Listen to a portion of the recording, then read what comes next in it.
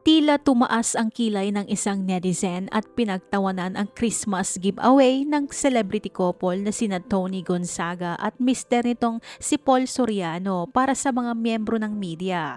Sa X, ipinost ng netizen ang larawan ng paper bag at may lamang grocery items tulad ng canned goods, pasta sauce, cookies at mga rekado ng fruit salad. Sa caption ay pinagtawanan ito ng nasabing netizen at ang sabi nito, "Daho ang namigay ng mga delata sa press, buwahahaha." Kaagad namang nahulaan ng ibang netizens kung kanino galing ang naturang Christmas giveaways dahil halata naman ang nakasulat sa paper bag ang salitang Tony Talks, ang pangalan ng YouTube channel ng aktres. At sa loob ng grocery items ay may kasamang larawan nila ni Paul kasama ang dalawang supling.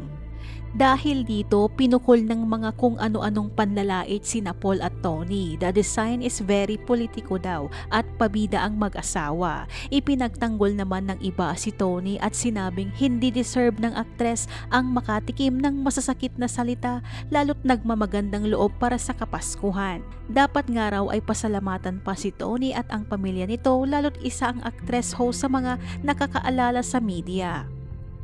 Narito ang mga naging komento ng netizens. Trapong politiko ang dating The design is very politicians. Haha, pag ako kunwari bibigyan, well, no thanks Tony G. Alam ko san galing yan, Lels. Di lahat ng grasya tinatanggap lalo na galing sa traidor. Hahaha, as if mabibili pa nila ang press ngayon lalo na sirang-sira na siya.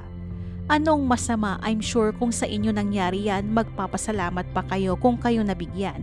Pinoy nga naman.